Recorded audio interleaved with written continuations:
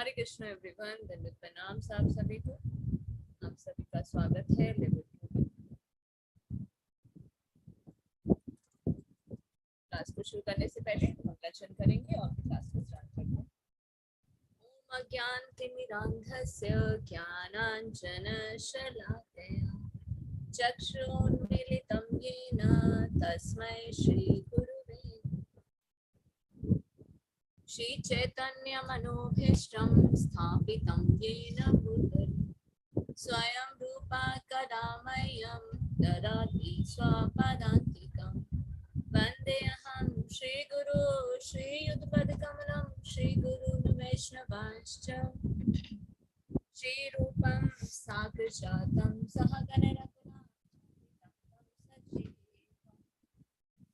साद्वैतं सावधूतं परिजनसहितं कृष्णचैतन्यदेव श्री राधा कृष्ण पादान् सहगणललिता श्री विशाखान्वितांश्च नमो विष्णुपादाय कृष्ण पृष्ठाय भूतले श्रीमते भक्ति वेदांत स्वामीति नामिने नमस्ते सरस्वती देवे गौरवाणी प्रचारिणे निर्विशेष शून्यवादी पाश्चात्या देशतारिणे हे कृष्णा करुणा सिंधु दीनबंधु जगतपते गोपेश गोपिका कांत राधा कांत नमस्तुते तप्त कांचन गौरांगी श्री राधे वृंदावनेश्वरी वृषभानु सुते देवी प्रणमामि हरिप्रिये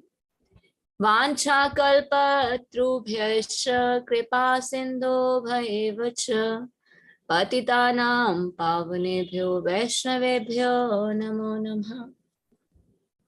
जय श्री कृष्ण चैतन्य प्रभु नित्यानंद श्री अद्वैत गदाधर श्रीवासादि गौर भक्त वृंदा हरे कृष्ण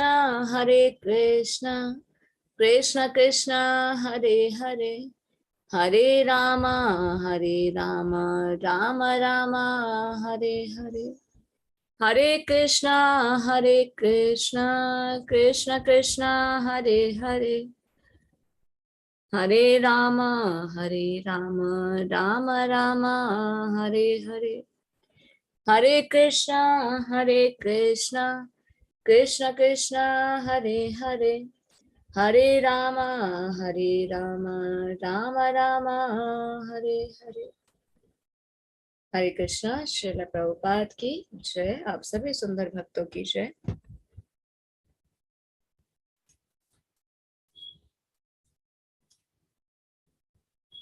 श्रीमद् भगवद गीता यथारूप कृष्ण कृपा मूर्ति श्री श्रीमद् एसी भक्ति वेदांत स्वामी श्रील प्रभुपाद के द्वारा अध्याय 5 कर्मयोग कृष्ण भावना भावित कर। लास्ट हमने किए थे 14 श्लोका तक। आज हम करेंगे श्लोक संख्या 15।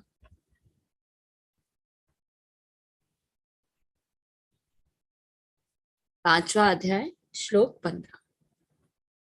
हरे कृष्ण वंदना माता जी। हरे कृष्ण माता जी, दंडवत प्रणाम। हरे कृष्ण माता जी, आवाज आ रही है? हाँ जी माता जी। ना दत्ते कस्यचित् पापम न चैव सुकृतं विभु अज्ञानेनावृतं ज्ञानम तेन मुह्यन्ते जन्तवः। परमेश्वर ना तो किसी के पापों को ग्रहण करता है न पुण्यों को, किंतु सारे देहधारी जीव उस अज्ञान के कारण मोहग्रस्त रहते हैं जो उनके वास्तविक ज्ञान को आच्छादित किए रहता है। तात्पर्य श्रील प्रभुपाद जी द्वारा। श्रील प्रभुपाद जी की जय। विभु का अर्थ है परमेश्वर जो असीम ज्ञान, धन, बल, यश, सौंदर्य तथा त्याग से युक्त हैं। वह सदैव आत्मतृप्त और पाप पुण्य से अविचलित रहता है। वह किसी भी जीव के लिए विशिष्ट परिस्थिति नहीं उत्पन्न करता, अपितु जीव अज्ञान से मोहित होकर जीवन की ऐसी परिस्थिति की कामना करता है जिसके कारण कर्म तथा फल की श्रृंखला आरंभ होती है। जीव परा प्रकृति के कारण ज्ञान से पूर्ण है, तो भी वह अपनी सीमित शक्ति के कारण अज्ञान के वशीभूत हो जाता है। भगवान तो सर्वशक्तिमान है किंतु जीव नहीं है। भगवान विभु अर्थात सर्वज्ञ हैं, किंतु जीव अणु है। जीवात्मा में इच्छा करने की शक्ति है, किंतु ऐसी इच्छा की पूर्ति सर्वशक्तिमान भगवान द्वारा ही की जाती है। अतः जब जीव अपनी इच्छाओं से मोहग्रस्त हो जाता है तो भगवान उसे अपनी इच्छा पूर्ति करने देते हैं, किंतु किसी परिस्थिति विशेष में इच्छित कर्मों तथा फलों के लिए उत्तरदायी नहीं होते। अतः मोहग्रस्त होने से देहधारी जीव अपने को परिस्थिति जन्य शरीर मान लेता है और जीवन के भौतिक दुख तथा सुख को भोगता है। भगवान परमात्मा के रूप में जीव का चिर संगी रहते हैं। फलतः वे प्रत्येक जीव की इच्छाओं को उसी तरह समझते हैं जिस तरह फूल के निकट रहने वाला फूल की सुगंध को। इच्छा जीव को बद्ध करने के लिए सूक्ष्म बंधन है। भगवान मनुष्य की योग्यता के अनुसार उसकी इच्छा को पूरा करते हैं। आपन सोची होत नहीं, प्रभु सोची तत्काल। अतः व्यक्ति अपनी इच्छाओं को पूरा करने में सर्वशक्तिमान नहीं होता, किंतु भगवान इच्छाओं की पूर्ति कर सकते हैं। वे निष्पक्ष होने के कारण स्वतंत्र अणुजीवों की इच्छाओं में व्यवधान नहीं डालते, किंतु जब कोई कृष्ण की इच्छा करता है तो भगवान उसकी विशेष चिंता करते हैं और उसे इस प्रकार प्रोत्साहित करते हैं कि भगवान को प्राप्त करने की उसकी इच्छा पूरी हो और वह सदैव सुखी रहे। अतः वैदिक मंत्र पुकार कर कहते हैं, एष उ हो साधु करम कार्यति तम ये यमेभ्यो लोकेभ्य उन्निशते। एष उ एवा साधु करम कार्यति यमधो निनीशते। भगवान जीव को शुभ कर्मों में इसलिए प्रवृत्त करते हैं जिससे वह ऊपर उठे। भगवान उसे अशुभ कर्मों में इसलिए प्रवृत्त करते हैं जिससे वह नरक जाए। अज्ञो जंतुर्निशो आत्मनः सुखदु दुःखयो ईश्वर प्रेरिते गच्छे स्वर्गम वाश्वभ्रमेव च। जीव अपने सुख दुख में पूर्णतया आश्रित है। परमेश्वर की इच्छा से वह स्वर्ग या नरक जाता है, जिस तरह वायु के द्वारा प्रेरित बादल। अतः देवधारी जीव कृष्ण भावनामृत की उपेक्षा करने को अपनी अनादि प्रवृत्ति के कारण अपने लिए मोह उत्पन्न करता है। फलस्वरूप स्वभावतः सच्चिदानंद स्वरूप होते हुए भी वह अपने अस्तित्व की लघुता के कारण भगवान के प्रति सेवा करने की अपनी स्वाभाविक स्थिति को भूल जाता है और इस तरह वह अविद्या द्वारा बंदी बना लिया जाता है। अज्ञानवश जीव यह कहता है कि उसके भव बंधन के लिए भगवान उत्तरदायी हैं। उसकी पुष्टि वेदांत सूत्र भी करते हैं। वैशभ्य निर्घृण्य न सापेक्षत्वात् यथा ही दर्शति। भगवान न तो किसी के प्रति घृणा करते हैं न किसी को चाहते हैं, यद्यपि ऊपर से ऐसा प्रतीत होता है। हरे कृष्ण माता जी। हरे कृष्ण माता जी। थैंक यू सो मच माता जी।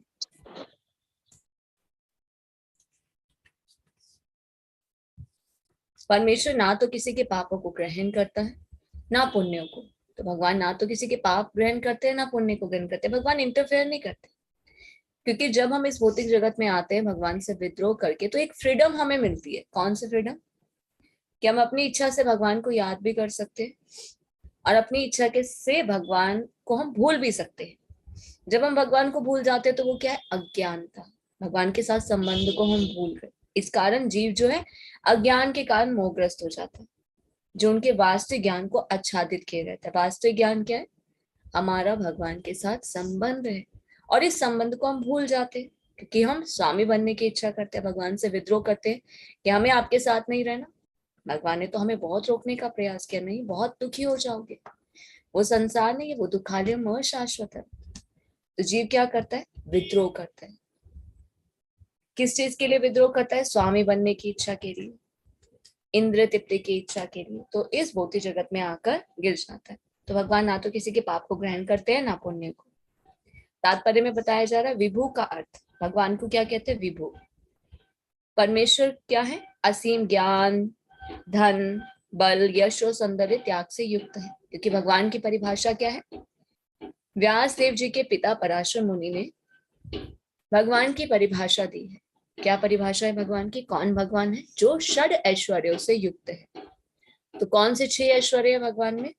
पूर्ण ज्ञान, पूर्ण धन, पूर्ण बल, पूर्ण यश, पूर्ण सौंदर्य और पूर्ण त्याग।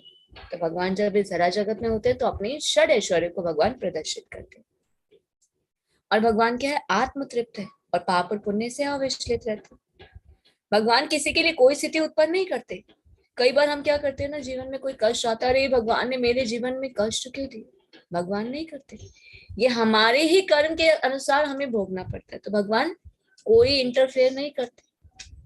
हम जैसे कर्म करेंगे, देखिए हमारे जीवन में जो भी अच्छा और बुरा हो रहा है ना, वो हमारे कर्म के कारण हो रहा है। जैसे हम कर्म करेंगे उसके अनुसार हमें फल मिलेगा। अच्छे कर्म करेंगे अच्छा फल मिलेगा, बुरे कर्म करेंगे बुरा फल मिलेगा। और कई बार हम क्या कहते हैं, अरे हमने तो इस जीवन में किसी के साथ भी गलत नहीं किया, फिर भी हमारे साथ इतना गलत क्यों हो रहा है।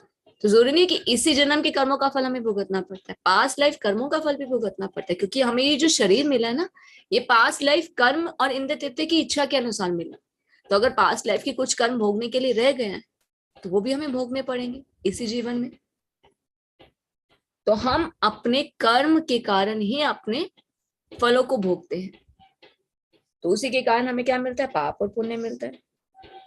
जीव वैसे तो ज्ञान से पूर्ण होता है, पर क्या करता है, जब इस भौतिक जगत में आता है भगवान के साथ संबंध को भूल जाता है, अज्ञानता के अंधकार में आ गिरता है।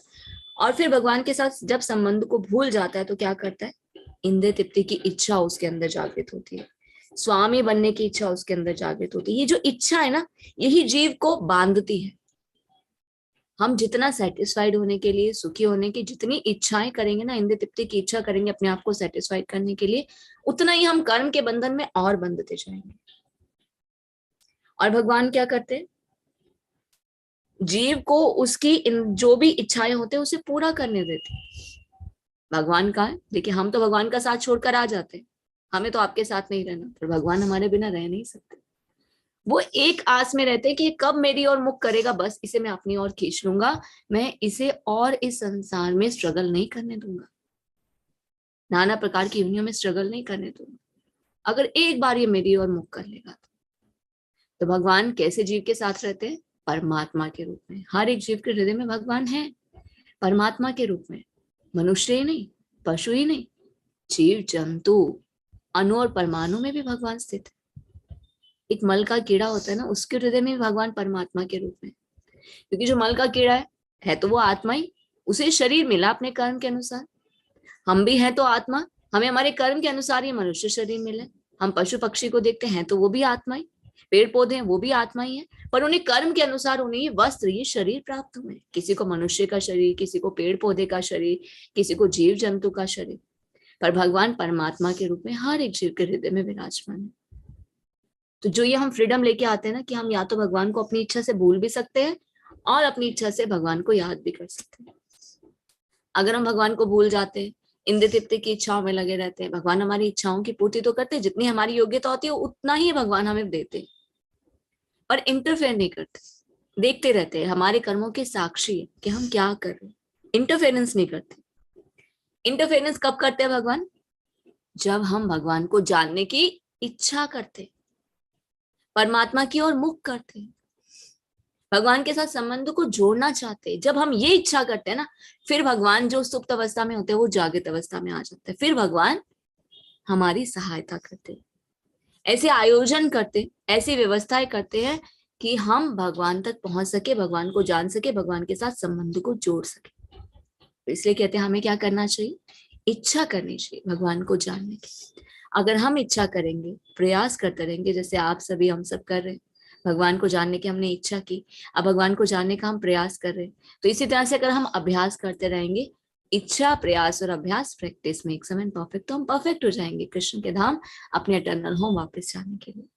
तो जब हम भगवान को जानने की इच्छा करते हैं तो भगवान क्या करते हैं, सहायता करते। क्यों, क्योंकि भगवान तो यही चाहते हैं कि हम इतनी प्रॉब्लम्स में ना फंसे, नाना प्रकार की योनियों में हम स्ट्रगल ना करें। तो भगवान हमारी चिंता करते हैं। भगवान वैसे किसी से भेदभाव नहीं करते, हर जीव के साथ संभाव रहते हैं, पर जो भगवान को जानने की इच्छा करता है, पूर्ण रूप से भगवान के शरणागत होता है, तो भगवान उसकी विशेष चिंता करते हैं कि उसकी सारी इच्छाएं पूरी और वो सदैव सुखी रहे। भगवद गीता में भगवान स्वयं कहते हैं, प्रॉमिस भी करते हैं, गारंटी भी देते हैं। क्या गारंटी देते हैं, कि जो जीव मेरे शरणागत होता है उसकी जो आवश्यकताएं हैं मैं पूरी करता हूँ, जो उसके पास है उसकी मैं रक्षा करता हूँ। तो अतः वैदिक मंत्र क्या पुकार कर रहे हैं, कि भगवान जीव को शुभ कर्मों में इसलिए प्रेरित करते हैं कि वो ऊपर उठ सके। आज हम जो भक्तों का संग कर पा रहे हैं, भगवत गीता को पढ़ पा रहे हैं, पढ़ने का प्रयास जो हम कर रहे हैं, ये क्या, ये भी भगवान का आयोजन है कि हमारे अंदर इच्छा जागृत हुई भगवान को जानने की, तो ये सब आयोजन भगवान कर रहे हैं। हम देश के कोने कोने से हैं यहाँ पर, तो ये आयोजन किसने किया? भगवान ने किया कि हम भक्तों का संग प्राप्त करें, भगवान को और जान पाए। नहीं तो अगर ऐसी क्लासेस नहीं हो, एक साथ हम भगवत गीता का, भागवतम का, चैतन्य चरितामृत का अगर पठन नहीं करे, श्रवण नहीं करे, तो अकेले किसके पास हमें? सबके पास। हम देखते हैं ना, पूरे हफ्ते में ये 2 दिन होते हैं, तो हम कोशिश करते हैं कि हाँ चलो हम क्लास ज्वाइन करें और हम भगवत गीता को जाने। अन्यथा हमारे पास बहुत सारे काम है ना करने के लिए, हम उसी में ही बिजी हो जाते हैं। पर हमारे अंदर की जो इच्छा है ना, उसे भगवान याद रखते हैं। इसलिए भगवान क्या करते हैं? आयोजन करते हैं कि हम भगवान को जान सके। तो हमारी जितनी तीव्र इच्छा होगी उतना भगवान क्या करेंगे? हमारी चिंता करेंगे ताकि हम उन तक पहुंच सके। तो हम जीव जो है अपने सुख और दुख में पूर्णतः आश्रित है। परमेश्वर की इच्छा से ही हम या तो स्वर्ग जा सकते हैं, या नरक जा सकते हैं, या भगवान के धाम वापस लौट सकते हैं। वो भगवान की इच्छा पर ही होगा, पर हमें क्या करना है? प्रयास करते रहना है। हमें स्वयं की इंद्रिय तृप्ति की इच्छा के लिए नहीं सोचना, हमें भगवान के साथ संबंध को जोड़ने के लिए, भगवान के धाम वापस जाने के लिए, भगवान को प्रसन्न करने का प्रयास करना है। तो अतः देहधारी जीव कृष्ण भावनामृत की उपेक्षा की अपनी अनादि प्रवृत्ति के कारण ही अपने लिए मोह उत्पन्न करता है, और सच्चिदानंद स्वरूप होते हुए भी वह अपने अस्तित्व की लघुता के कारण भगवान के प्रति सेवा करने की अपनी स्वाभाविक स्थिति को भूल जाता है, और वो अविद्या द्वारा बंदी बना लिया जाता है। जब एक बच्चा माता के गर्भ में होता है तभी उसे स्मरण होता है कि पास्ट लाइफ उसके कर्मा क्या थे, अभी वो किस सिचुएशन में है। तो वो क्या करता है? भगवान से प्रार्थना करता है, हे प्रभु, हे नाथ, मुझे आप यहाँ से बाहर निकाल दीजिए, मैं यहाँ बहुत ही कष्ट में हूँ। क्योंकि जब एक बच्चा माता के गर्भ में होता है तो किस प्रकार एक थैली में होता है ना, उसे जीव जंतु काटते हुए, क्योंकि माता जैसा आहार ग्रहण करती है, मीठा, तीक्ष्ण, खट्टे पदार्थ, तो क्या होते हैं? वो बच्चे को परेशान करते हैं, उसको बहुत प्रॉब्लम होती है, वो हिल डुल नहीं पाता है ना। तो इसलिए वो भगवान से प्रार्थना करता है कि आप मुझे यहाँ से बाहर निकाल दीजिए, मैं आपको कभी भूलूंगा नहीं, क्योंकि आपको भूलने के कारण ही मैं यहाँ आकर फंस गया। और जैसे ही बच्चा माता के गर्भ से बाहर आता है तो क्या देखता है? रिश्तेदार, माता पिता का प्रेम, तो फिर से वो माया के प्रभाव में आ जाता है। जैसे जैसे उसके शरीर में परिवर्तन होते हैं, वो बाल्यावस्था से फिर युवावस्था में आता है और शरीर में परिवर्तन होते हैं, वो उतना ज्यादा इंद्रिय तृप्ति की इच्छाओं में फंसता जाता है, और फिर अविद्या के द्वारा बंदी बना लिया जाता है, फिर माया के प्रभाव में आ जाता है, भगवान के साथ संबंध को भूल जाता है। इसीलिए क्या करता है? सिर्फ अपनी इंद्रिय तृप्ति की इच्छा के लिए कार्य करता है, और फिर से कर्म फल के बंधन को और बांध लेता है। और हम मनुष्य योनि में जो भी कर्म करते हैं ना, उसके फल हमें आगे भोगने पड़ते हैं। हम देख रहे हैं ना, पशु पक्षी हैं, वृक्ष हैं, ये कर्म नहीं कर रहे हैं, ये सिर्फ कर्म के फल को भोग रहे हैं। पर हम मनुष्य योनि में जो कर्म करते हैं उसके फल को भोगने के लिए नाना प्रकार की योनियों को हमें सफर करना पड़ेगा। क्योंकि जितनी इच्छाएं, जितने इंद्रिय तृप्ति की इच्छा, उतने कर्म के बंधन, उतनी नाना प्रकार की योनियां। तो हमें क्या करना है? इच्छा करनी है, क्या करनी है? भगवान को प्रसन्न करने की, भगवान के साथ संबंध को जोड़ने की। हमें कुछ भी छोड़ना नहीं है, सिर्फ कृष्ण को जीवन में जोड़ देना।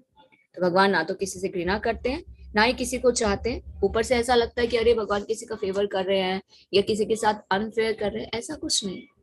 भगवान उसके लिए, भगवान तो वैसे किसी के साथ डिफरेंस नहीं करते, पर जो कृष्ण की ओर उन्मुख होता है, भगवान के साथ संबंध को जोड़ना चाहता है, भगवान को प्राप्त करने की इच्छा करता है, भगवान उसके साथ ज्यादा फेवरेबल होते हैं, उसकी चिंता करते हैं। तो हमें भी क्या करना होगा? अगर हम चाहते हैं कि भगवान हमारी सहायता करे इस बंधन से निकलने के लिए, और हम इन कष्टों से बाहर निकल सके, इस माया के प्रभाव से मुक्त हो सके, तो हमें कृष्ण के शरण को ग्रहण करना होगा। तो क्या करना होगा? कृष्ण को जीवन में जोड़ना होगा, श्रवण और कीर्तन करना होगा। हरे कृष्ण। नेक्स्ट सुधीर प्रभु जी। हरे कृष्णा, दंडवत प्रणाम माता जी। हरे कृष्ण प्रभु जी, दंडवत प्रणाम। 16वां श्लोक, अध्याय 5। ज्ञानेन तु तत् ज्ञानम येषां नाशितमात्मनः तेषामादित्यव ज्ञानम प्रकाशयति तत्परम। इसका आशय लिखा है, किंतु जब कोई उस ज्ञान से प्रबुद्ध होता है जिससे अविद्या का विनाश होता है, तो उसके ज्ञान से सब कुछ उसी तरह प्रकट हो जाता है जैसे दिन में सूर्य से सारी वस्तुएं प्रकाशित हो जाती हैं। तात्पर्य श्रील प्रभुपाद जी की जय हो। श्रील प्रभुपाद जी के द्वारा जो लोग श्री कृष्ण को भूल गए हैं वे निश्चित रूप से मोहग्रस्त होते हैं, किंतु जो कृष्ण भावना भावित है हैं वे नहीं होते, मतलब वो मोहग्रस्त नहीं। भगवत गीता में कहा गया है सर्वे ज्ञान प्रलवेन ज्ञानाग्निः सर्वकर्माणि तथा न ही ज्ञानेन सदृश्यम। ज्ञान सदैव ही सम्माननीय है। और वह ज्ञान क्या है? श्री कृष्ण के प्रति आत्म समर्पण करने पर ही पूर्ण ज्ञान प्राप्त होता है। जैसा कि भगवत गीता 7.19 में भी कहा गया है, बहुनाम जन्म नामन्ते ज्ञानवंताम प्रपद्यते। अनेकानेक जन्म बीत जाने पर भी पूर्ण ज्ञान प्राप्त करके मनुष्य श्री कृष्ण की शरण में जाता है, अथवा जब उसे कृष्ण भावनामृत प्राप्त होता है तो उसे सब कुछ प्रकट होने लगता है। जिस प्रकार सूर्योदय होने पर सारी वस्तुएं दिखने लगती हैं, जीव नाना प्रकार से वास्तव में मोहग्रस्त होता है। उदाहरणार्थ, जब वह अपने को ईश्वर मानने लगता है तो वह अविद्या के पाश में जा गिरता है। यदि जीव ईश्वर है तो वह अविद्या से कैसे मोहग्रस्त हो सकता है? क्या ईश्वर अविद्या से मोहग्रस्त होता है? यदि ऐसा हो सकता है तो फिर अविद्या या शैतान ईश्वर से भी बड़ा हो गया। वास्तविक ज्ञान उसी से प्राप्त हो सकता है जो पूर्णतया कृष्ण भावना भावित है। अतः ऐसे प्रामाणिक गुरु की खोज करनी होती है और उसी से सीखना होता है कि कृष्ण भावनामृत क्या है, क्योंकि कृष्ण भावनामृत से सारी अविद्या उसी प्रकार दूर हो जाती है जिस प्रकार सूर्य से अंधकार दूर होता है। भले ही किसी व्यक्ति को इसका पूरा ज्ञान हो कि वह शरीर नहीं अपितु इससे परे है, तो भी हो सकता है कि वह आत्मा तथा परमात्मा में अंतर न कर पाए। किंतु यदि वह पूर्ण प्रामाणिक कृष्ण भावना भावित गुरु की शरण ग्रहण कर लेता है तो सब कुछ जान सकता है।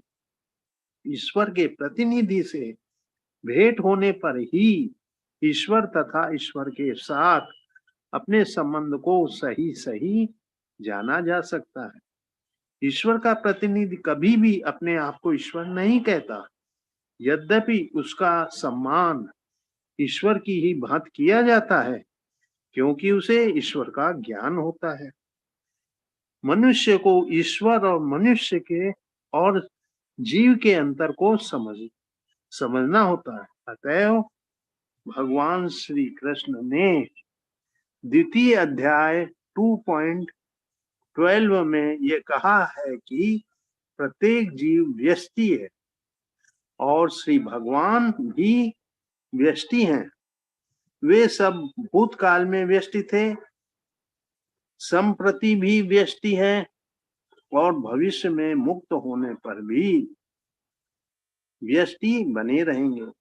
रात्रि के समय अंधकार में हमें प्रत्येक वस्तु एक सी दिखती है, किंतु दिन में सूर्य के उदय होने पर सारी वस्तुएं अपने अपने वास्तविक स्वरूप में दिखती हैं। आध्यात्मिक जीवन में व्यष्टि की पहचान ही वास्तविक ज्ञान है। हरे कृष्ण प्रभु जी, थैंक यू सो मच प्रभु जी। किंतु जब कोई उस ज्ञान से प्रबुद्ध होता है, तो हमने पिछले श्लोक में क्या जाना था कि अज्ञानता के कारण ही हम इस जगत में आकर हम फंस जाते हैं, भगवान के साथ संबंध को भूल जाते हैं। तभी हम दुख और समस्याओं के इस फेरे में पड़ जाते हैं। पर जब कोई जीव ज्ञान से प्रबुद्ध हो जाता है तो उससे अविद्या का नाश हो जाता है, क्योंकि ज्ञान से वो सब कुछ प्रकट हो जाएगा। जैसे दिन में सूर्य से सारी वस्तु प्रकाशित होती है, तो ज्ञान क्या है? कृष्ण के प्रति समर्पण करना, सरेंडर अनटू कृष्णा।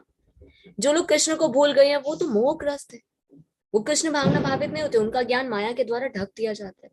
पर जो भगवान को जानने की इच्छा करते हैं तो भगवान के करते उनके लिए व्यवस्था करते हैं। आज जैसे हम भगवत गीता पढ़ पा रहे हैं, तो भगवत गीता में हम क्या जान पा रहे हैं कि हमें क्या करना चाहिए? Surrender unto Krishna. तो जब हम कृष्ण को सरेंडर करेंगे तो भगवान क्या करेंगे? हमारी चिंता करेंगे और क्या करेंगे? दिव्य ज्ञान हृदय प्रकाशित, तो हमारे हृदय में दिव्य ज्ञान का प्रकाश करेंगे, तो हम सभी वस्तुएं सही सही रूप में देख पाएंगे। क्योंकि इतनी बार नाना प्रकार की योनियों में हम बार बार स्ट्रगल कर रहे हैं, तो हम भगवान के साथ संबंध को भूल जाते हैं। क्योंकि हमारे अंदर क्या इच्छा होती है? अपने आप को ईश्वर मानने की। जब हम अपने आप को ईश्वर मानते हैं तो फिर अविद्या के पास में आकर गिर जाते हैं। और फिर से जब हम भगवान के साथ संबंध को जोड़ने का प्रयास करते हैं, भगवान को जानने की इच्छा करते हैं, हमें शुद्ध भक्तों का संग मिलता है, प्रमाणिक गुरु की जब हम खोज करते हैं, कृष्ण भावना भावित होते हैं, तो फिर से भगवान के साथ संबंध को हम जान पाते हैं और ये अविद्या दूर हो जाती है। तो शास्त्र में हमारे क्या बताया जाता है? कृष्ण भावनामृत किस प्रकार है? कृष्ण सूर्य सा माया है अंधकार। तो जो कृष्ण के शरण ग्रहण करते हैं उन पर माया का अधिकार नहीं रहता, क्योंकि जब सूर्य होता है तो क्या होता है? सब कुछ साफ साफ दिखाई देता है, अंधकार नष्ट हो जाता है। उसी प्रकार जब हम कृष्ण के शरण में आएंगे तो अविद्या का नाश हो जाएगा। अभी हमें क्या करना है? कृष्ण के शरण को ग्रहण करना है। कृष्ण के शरण को हम कैसे ग्रहण कर सकते हैं? भक्ति के द्वारा। भक्ति का अर्थ क्या है? लविंग डिवोशनल सर्विस, श्रवणम कीर्तन, भगवद गीता भागवतम को पढ़ना, सुनना, हरे कृष्ण महामंत्र का जप करना, अपने इंद्रियों को भगवान की सेवा में लगाना। तो इस प्रकार जब हम भक्ति करते हैं तो भगवान क्या करते हैं? हमारी सहायता करते हैं। किस प्रकार? फिर हमें गुरु प्राप्त होते हैं। हमें अपना कार्य अच्छे से करना, हमें भक्ति अच्छे से करनी है, श्रवण और कीर्तन अच्छे से करना है, तो हमें प्रमाणिक गुरु की खोज करने के लिए कहीं जाना नहीं पड़ेगा। तो भगवान स्वयं आएंगे हमारे सामने गुरु के रूप में, और जब हम प्रमाणिक गुरु के शरण को ग्रहण करेंगे तो गुरु के आश्रय में आके हम कृष्ण के साथ संबंध को सही सही रूप में जान पाएंगे। तो सिर्फ मनुष्य को क्या करना है? ईश्वर और जीव के अंतर को समझना है। दूसरे अध्याय में हमने क्या जाना? हमें और भगवान में क्या डिफरेंस है? क्वालिटी तो सेम है पर क्वांटिटी डिफरेंट है। हम परमात्मा के अंश तो हैं पर परमात्मा से अलग हो गए हैं। तो यहाँ पर एक शब्द आता है लास्ट पैराग्राफ में कि ये सब भूतकाल में व्यष्टि थे। व्यष्टि का अर्थ क्या होता है? इंडिविजुअल। जैसे मायावादी क्या कहते हैं? जीव और भगवान एक समान है। क्यों कहते हैं? क्योंकि अज्ञानता के अंधकार में जब अंधेरा होता है तो सारी वस्तु एक जैसी लगती है, ये अज्ञानता का अंधकार है ना। और जब ज्ञान होता है तो सभी वस्तु सही सही रूप में देख पाते हैं। तो सूर्य के उदय होने पर भी सारी वस्तुएं अपने वास्तविक रूप में दिखती हैं। तो आध्यात्मिक जीवन में ही व्यष्टि इंडिविजुअल की पहचान की जा सकती है कि हम में और भगवान में डिफरेंस है। हम परमात्मा के अंश हैं, पर इंद्र तृप्ति की इच्छा के कारण, स्वामित्व की भावना के कारण हम भगवान से अलग हो गए।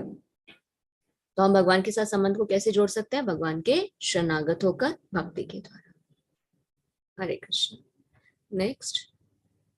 हरे कृष्णा सत्येंद्र प्रभु जी। हरे कृष्णा माता जी, हरे कृष्णा प्रभु जी। तत्बुद्धाय तत् आत्माना तत्निष्ठा तत्प्राणाय गच्छन्ति अपुनः आवर्तिम ज्ञान विधुत कल्मषा। जब मनुष्य की बुद्धि, मन, श्रद्धा तथा शरण सब कुछ भगवान में स्थिर हो जाते हैं, तभी वह पूर्ण ज्ञान द्वारा समस्त कल्मष से शुद्ध होता है और मुक्ति के पथ पर अग्रसर होता है। तात्पर्य श्री प्रभुपाद जी द्वारा। श्री प्रभुपाद जी की जय। परम दिव्य सत्य भगवान कृष्ण ही है। सारी गीता इसी घोषणा पर केंद्रित है कि कृष्ण श्री भगवान है। यही समस्त वेदों का अभिमत है। पर तत्व का अर्थ परम सत्य है, जो भगवान को ब्रह्मा, परमात्मा तथा भगवान के रूप में जानने वाले द्वारा समझा जाता है। भगवान ही इस परम तत्व की पराकाष्ठा हैं, उनसे बढ़कर कुछ भी नहीं है। भगवान कहते हैं, मत्तः परंतरम नायते किदंती धनंजय। कृष्ण निराकार ब्रह्मा का भी अनुमोदन करते हैं। ब्राह्मणों ही प्रतिष्ठा हम अतः सभी प्रकार से कृष्ण परम सत्य या अर्थात पर तत्व हैं, जिनके मन बुद्धि श्रद्धा तथा शरण कृष्ण में है, जिनके मन बुद्धि श्रद्धा तथा शरण कृष्ण में है, अर्थात जो पूर्णतया कृष्णा भावना भावित हैं, उनके सारे कलमश धुल जाते हैं और उन्हें ब्रह्मा संबंधी प्रत्येक वस्तु का पूर्ण ज्ञान रहता है।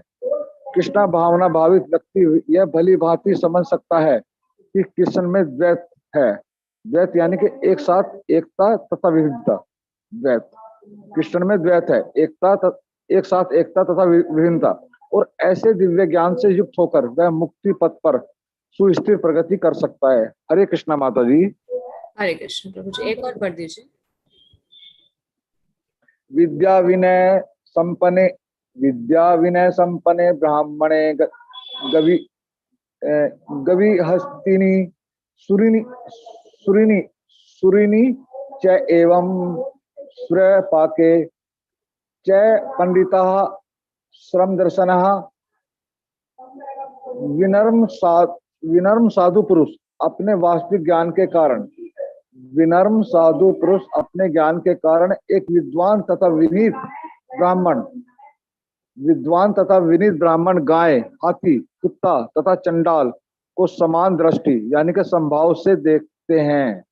तात्पर्य श्री प्रभुपाद जी द्वारा। श्री प्रभुपाद जी की जय।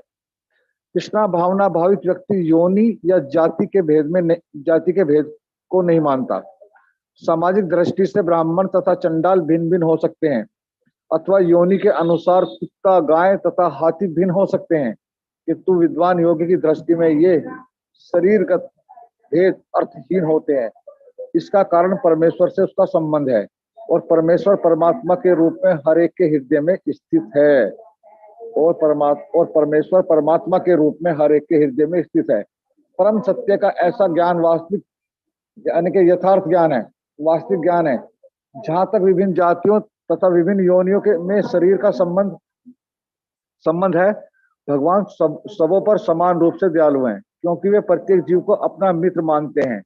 फिर भी जीवों की समस्त परिस्थितियों में वे अपना परमात्मा स्वरूप बनाए रखते हैं। परमात्मा स्वरूप में भगवान चंडाल तथा ब्राह्मण दोनों में उपस्थित रहते हैं। यद्यपि इन दोनों के शरीर एक से नहीं होते।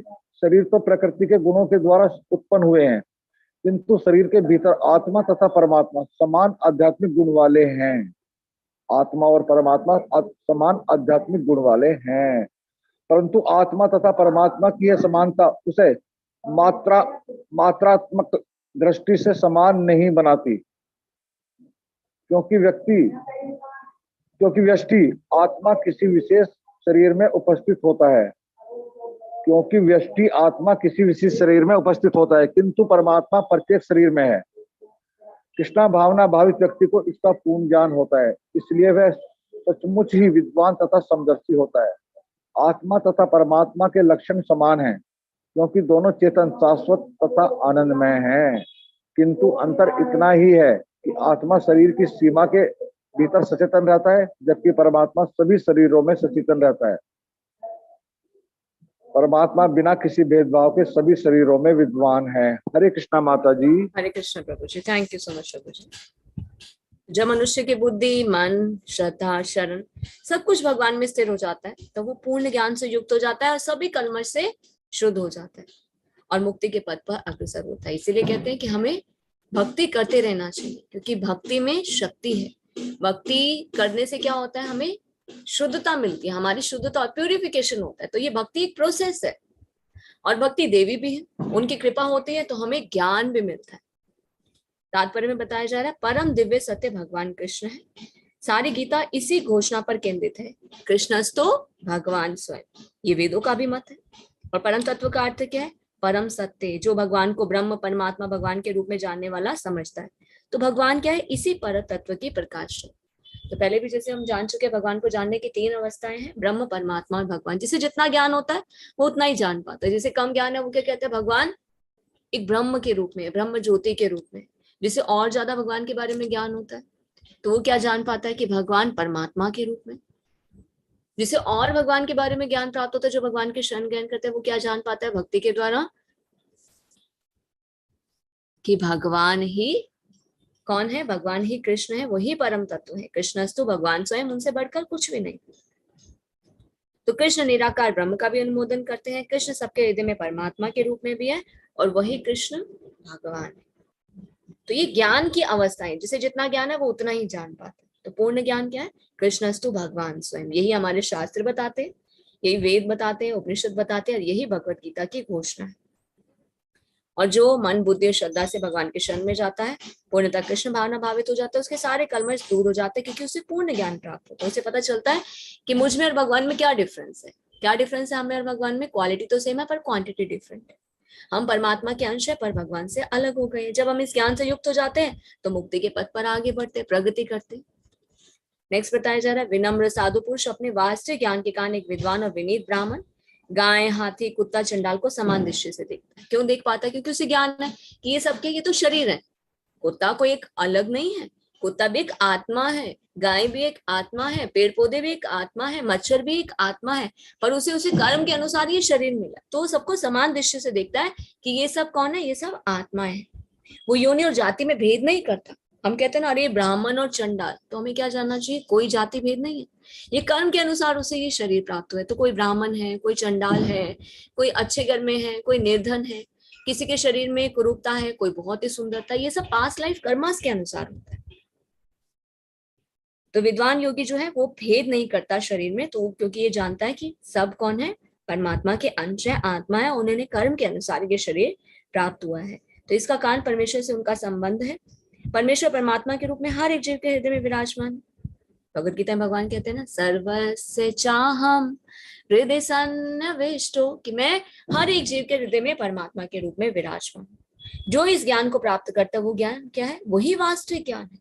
हम कहते हैं ना, हमने बहुत पढ़ाई कर ली, ग्रेजुएशन कर ली, पोस्ट ग्रेजुएशन कर ली, पीएचडी कर लिया, हम तो बहुत ही ज्ञानी हो गए। नहीं, अगर हम भगवान को नहीं जानते तो वो ज्ञान क्या है? अधूरा है। भगवान को जानना ही यही वास्तविक ज्ञान है, यही मानव जीवन का उद्देश्य है। इसलिए हमें भगवत गीता भागवतम को जरूर पढ़ना चाहिए, तभी हमारे सारे डाउट्स, हमारे संशय जो है वो हम उनसे मुक्त हो जाएंगे, सारे संशय हमारे दूर हो जाएंगे। तो शरीर तो प्रकृति के गुणों के कारण उत्पन्न हुआ है, किंतु शरीर के भीतर आत्मा परमात्मा दोनों समान गुण वाले हैं। हमें और भगवान में क्या क्वालिटी सेम है? दोनों चेतन है, दोनों शाश्वत है, दोनों आनंद में। पर डिफरेंस क्या है? कि हम सिर्फ अपने शरीर के भीतर ही सचेतन है, पर भगवान हर एक शरीर के भीतर है। अब हमारे शरीर में क्या हो रहा है उसे सिर्फ हम ही जान पाते हैं, पर भगवान सबके शरीर में क्या हो रहा है, सबकी कैसी चेतना है, सबकी कैसे इंद्रिय तृप्ति की इच्छा है, सबकी मनोस्थिति कैसे, भगवान सब जानते हैं। इसलिए भगवान क्या है? सर्वव्यापी है। तो ये हम में और भगवान में डिफरेंस है। हरे कृष्ण। नेक्स्ट तान्या माता जी।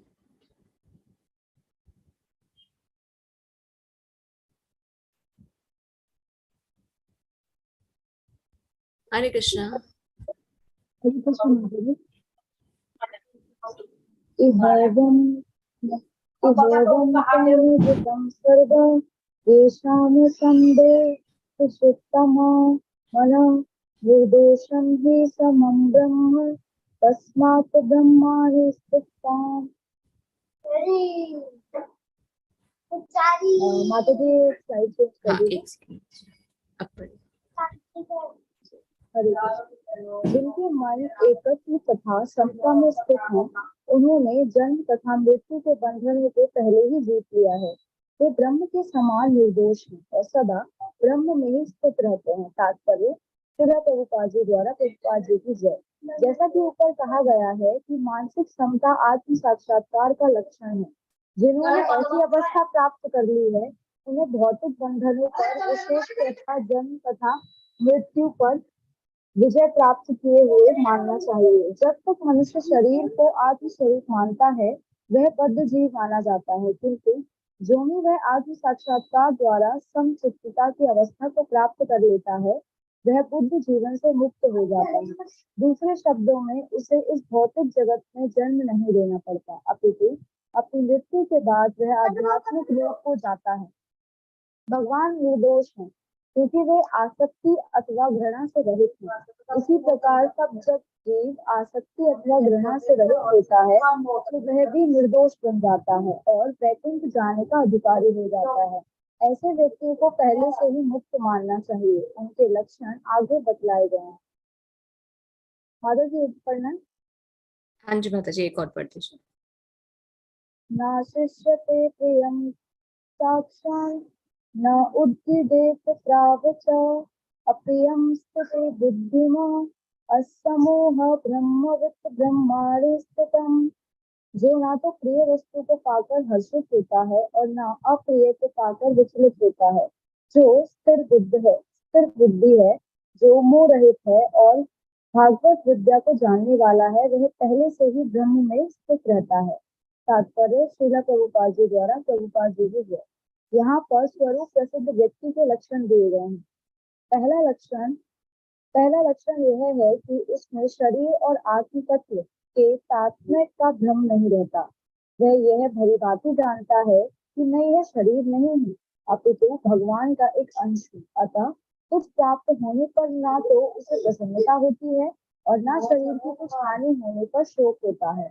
मन की यह स्थिरता स्थिर बुद्धि या आत्म बुद्धि कहलाती है। अतः वह न तो स्थूल शरीर को आत्मा मानने के भूल करके मोहग्रस्त होता है और न ही शरीर को स्थायी मानकर आत्मा के अस्तित्व को ठुकराता है। इस ज्ञान के कारण वह परम सत्य अर्थात ब्रह्म, परमात्मा तथा भगवान के ज्ञान को भली भांति जान लेता है। इस प्रकार वह अपने स्वरूप को जानता है और पर ब्रह्म से हर बात में सदाकार होने का कभी यत्न नहीं करता। इसे ब्रह्म साक्षात्कार या आत्म साक्षात्कार कहते हैं। ऐसी स्थिर बुद्धि कृष्ण भावनामृत कहलाती है। हरे कृष्ण माता जी। हरे कृष्ण माता जी, थैंक यू सो मच माता जी। तो जिसका मन एकत्व समता में स्थित है, इसका अर्थ है कि जो ये जान जाता है कि हमें और भगवान में क्या डिफरेंस है, क्वालिटी तो सेम है पर क्वांटिटी डिफरेंट है, हम परमात्मा के अंश है पर भगवान से अलग हो गए, वो जन्म मृत्यु के बंधन को जीत लेता है, उसे बार बार जन्म मृत्यु के चक्र में नहीं आना पड़ता। तो ये क्या है, ये आत्म साक्षात्कार का लक्षण है। और वो कहाँ जाता है अपनी मृत्यु के बाद, इस शरीर को छोड़ने के बाद आध्यात्मिक लोक को जाता है। क्योंकि वैकुंठ जाने का अधिकारी कौन होता है, जब जीव आसक्ति और घृणा से रहित हो जाता है, तभी वो वैकुंठ जाने का अधिकारी है। तो उसके लक्षण बताए जा रहे हैं कि ऐसा व्यक्ति कौन है, किसे मुक्त माना जाए। कौन वैकुंठ जाने का अधिकारी है, जो ना तो प्रिय वस्तु को पाकर हर्षित होता है, ना ही अप्रिय को पाकर विचलित होता है, जो स्थिर बुद्धि है, जो मोह रहित है, जो भगवत विद्या को जानने वाला है, वह पहले से ही ब्रह्म में स्थित है। तो यहाँ पर स्वरूप सिद्ध व्यक्ति के लक्षण दिए गए हैं। तो पहला लक्षण क्या है, शरीर और आत्म तत्व में तादात्म्य का भ्रम नहीं रहता। जैसे कि मायावादी क्या कहते हैं, हमें भगवान में लीन होना है, तो हमें कभी भी मुक्ति की इच्छा नहीं करनी चाहिए। देखिए मुक्ति तो भक्ति करने से स्वतः ही मिल जाती है, उसके लिए अलग से प्रयास नहीं करना पड़ता। हमें क्या इच्छा करनी चाहिए, भगवान की सेवा करने की इच्छा करनी चाहिए। जीव का स्वभाव क्या, जीवेर स्वरूप हो कृष्णेर नित्य दास, हम भगवान के दास है, हमारे जीवन का उद्देश्य है भगवान की सेवा करना। तो हमें लीन नहीं होना, हमें ज्योति में लीन नहीं होना, हमें मुक्ति नहीं चाहिए, हमें क्या चाहिए, भगवान की सेवा करनी चाहिए। हमारी ये इच्छा होनी चाहिए और हमें ये जानना चाहिए कि मैं शरीर नहीं हूँ, मैं परमात्मा का अंश हूँ। इसलिए मुझे जो भी मिल रहा है ना तो उसमें प्रसन्न होना चाहिए, ना शोक होना चाहिए। हम क्या करते हैं, जीवन में सब कुछ अच्छा चल रहा है तो प्रसन्नचित रहते हैं, जरा सा जीवन में थोड़ा सा अनस्टेबल हुए तो फिर से क्या होते हैं, शोकग्रस्त हो जाते हैं, समस्याओं से घिर जाते हैं। तो ये जब अविचलित हम रहेंगे, विचलित होने की भावना जब खत्म हो जाएगी, संभाव रहने की जब स्थिति आएगी, तो ही हम इस ज्ञान को भली भांति जान पाएंगे और स्थिर बुद्धि होकर कृष्ण भावनामृत में प्रगति कर पाएंगे। और ऐसा भी नहीं है कि हम भक्ति कर रहे हैं, भक्ति जीवन में भगवान के शरणागत है तो हमारे जीवन में दुख और समस्याएं नहीं आएंगी। दुख और समस्याएं आएंगी, पर भक्तों के जीवन में जो दुख और समस्याएं आती है ना, वो पाप कर्म के कारण नहीं आती, वो हमारे प्योरिफिकेशन के लिए आते हैं। तो भगवान हमें और प्योर करना चाहते हैं, तो हमें घबराना नहीं चाहिए। देखिए हमारे साथ कैसी स्थिति होती है ना, जीवन में सब कुछ अच्छा हो रहा है तो हम क्या होते हैं, खुश होते हैं, बल्कि हमें दुखी होना चाहिए। क्यों, क्योंकि जीवन में अगर सब कुछ अच्छा हो रहा है, हमें कुछ अच्छा मिल रहा है, तो हमारे किसके कर्म के कारण है, पुण्य कर्म के कारण है। तो हमें वो मिल गया तो पुण्य कर्म क्या हो गए, खत्म हो गए। तो हमारे जीवन में सब कुछ अच्छा होता जा रहा तो इसका मतलब हमारे पुण्य खत्म हो रहे हैं। और जब हमारे जीवन में दुख आता है तो हम हताश हो जाते हैं। हमें खुश होना चाहिए। क्यों, क्योंकि दुख हमारे जीवन में आते हैं, वो क्यों आते हैं, हमारे पाप कर्मों के कारण आते हैं। पाप कर्मों का फल हमें दुख के रूप में मिलता है। दुख आ गए तो हमें तो खुश होना चाहिए, अरे अच्छा हुआ हमारे पाप खत्म हो गए। तो एक स्थिर बुद्धि वाला जो व्यक्ति होता है, जो इस ज्ञान को समझता है, वो कभी भी विचलित नहीं होता। तो कहने का क्या तात्पर्य है, हमें हर सिचुएशन में संभाव रहना चाहिए। देखिए परिस्थितियों पे तो हमारा कंट्रोल नहीं है ना, जब हम ये चीजें जान जाएंगे कि हमारे जीवन में जो भी हो रहा है हमारे कर्म के कारण हो रहा है। पुण्य कर्म थे इसलिए सुख भोग रहे हैं, पाप कर्म किए थे इसलिए जीवन में दुख आ रहे हैं। हम तो परिस्थिति को कंट्रोल नहीं कर सकते, तो हमें अपनी मनोस्थिति को बदलना होगा। मनोस्थिति को हम कैसे बदल सकते हैं? सब प्रभु की इच्छा से हो रहा है। भगवान मेरा प्यूरिफिकेशन कर रहे हैं, है ना। तो जो हमें मिलता है भगवान की कृपा से उसमें संतुष्ट रहना चाहिए। भक्तों के जीवन में दुख आता है, पर भक्तों के जीवन में जब दुख आता है तो वो हताश नहीं होते, वो भगवान को थैंक यू बोलते हैं। क्यों बोलते हैं थैंक यू? हे प्रभु मैं आपके शरण में था, आप कितने कृपालु हैं। शायद मेरे पाप कर्मों के कारण मुझे बहुत ज्यादा दुख झेलने पड़ते, आपने मेरे उन दुखों को बहुत थोड़ा करके मुझे झेलने की क्षमता दी। Thank you Krishna. तो किसी भी परिस्थिति में हमें विचलित नहीं होना। इस प्रकार जब हम स्थिर चित होकर कृष्ण भावनामृत में प्रगति करते हैं, तभी हम इस ज्ञान को प्राप्त कर सकते हैं, कृष्ण प्रेम को प्राप्त कर सकते हैं और वैकुंठ जाने के अधिकारी हो सकते हैं। हरे कृष्ण। नेक्स्ट हरे कृष्ण सुमन माता जी, 2 पढ़िएगा माता जी।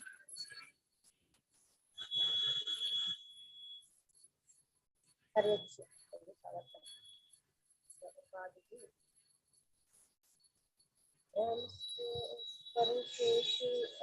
आत्मा विदन्ति आत्मनि यत्सुखम् ब्रह्म योग युक्तात्मा सुखम अक्षम अश्नुते। ऐसा मुक्त पुरुष भौतिक इंद्रिय सुख की ओर आकृष्ट नहीं होता, अपितु सदैव समाधि में रहकर अपने अंतर में आनंद का अनुभव करता है। इस प्रकार स्वरूप प्रसिद्ध व्यक्ति ब्रह्म पर ब्रह्म में एकाग्रचित होने के कारण असीम सुख भोगता है। कृष्ण भावनामृत के महान बख्शी यमुनाचार्य ने कहा है,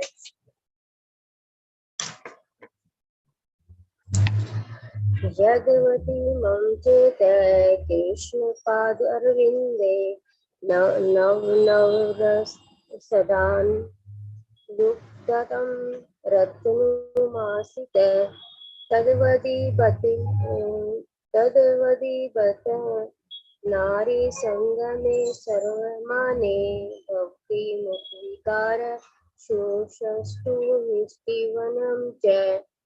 जब से मैं कृष्ण की दिव्य प्रेमा भक्ति में लगकर अपने नित्य नवीन आनंद का अनुभव करने लगा हूँ, तब से जब भी काम सुख के बारे में सोचता हूँ तो इस विचार पर ही उठता हूँ और मेरे होठ अरुचि से सिमट जाते हैं।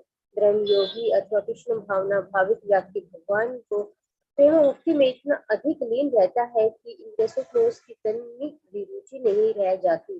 भौतिकता की दृष्टि से काम सुख ही सर्वोपरि आनंद है, सारा संसार उसी के वशीभूत है और भौतिकतावादी लोग तो इस प्रोत्साहन के बिना कोई कार्य नहीं कर सकते। किंतु कृष्ण भावनामृत में लीन व्यक्ति काम सुख के बिना ही उत्साह पूर्वक अपना कार्य करता रहता है। यही आत्म साक्षात्कार की कसौटी है। आत्म साक्षात्कार तथा काम सुख कभी साथ साथ नहीं चलते। कृष्ण भावित व्यक्ति जीवन मुक्त होने के कारण किसी प्रकार के इंद्रिय सुख द्वारा आकर्षित नहीं होता। यही संस्पर्श भोगा दुख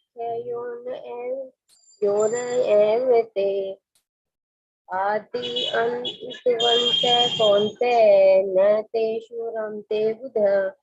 बुद्धिमान मनुष्य दुख के कारणों में भाग नहीं लेता, जो कि भौतिक इंद्रियों के संसर्ग से उत्पन्न होते हैं। हे कुंती पुत्र, ऐसे भोगों का आदि तथा अंत होता है, चतुर व्यक्ति इनमें आनंद नहीं लेता। श्रील प्रभुपाद द्वारा तात्पर्य। भौतिक इंद्रिय सुख उन इंद्रियों के स्पर्श से अद्भुत है जो नाशवान है, क्योंकि शरीर स्वयं नाशवान है। मुक्त आत्मा किसी नाशवान वस्तु में रुचि नहीं रखता। दिव्य आनंद के सुखों में भली भांति अवगत या भला मिथ्या सुख के लिए क्यों सहमत होगा। इस पुराण में कहा गया है, रमते योगिनो अनंते सत्यानंदे चिदा आत्मानि इति राम पदे नासो ब्रह्म योगी जन परम सत्य में रमन करते हुए अनंत दिव्य सुख प्राप्त करते हैं, इसलिए परम सत्य को भी राम कहा जाता है। भागवतों में भी कहा गया है, नायं देहो देहे भाजं नरलोके तिष्ठान् कामनर्हते बिन्दुजामये तपो विदिव्यं पुत्रकायेन सत्त्वेन शुभेते यस्माद् भ्रमसो क्षयं तवनन्तं। हे पुत्रों, इस मनुष्य योनि में इंद्रिय सुख के लिए अधिक श्रम करना व्यर्थ है। ऐसा सुख तो शुक्रों को भी प्राय है। इसकी अपेक्षा तुम्हें इस जीवन में तप करना चाहिए जिससे तुम्हारा जीवन पवित्र हो जाए और तुम असीम दिव्य सुख प्राप्त कर सको। अतः जो अर्थात योगी का दिव्य ज्ञानी है वह इंद्रिय सुखों की ओर आकृष्ट नहीं होते, क्योंकि वे निरंतर भवरों के कारण के जो भौतिक सुख के प्रति जितना ही आसक्त होता है उसे उतने ही अधिक भौतिक सुख मिलते हैं। हरे कृष्ण माता जी। हरे कृष्ण माता जी, थैंक यू सो मच माता जी।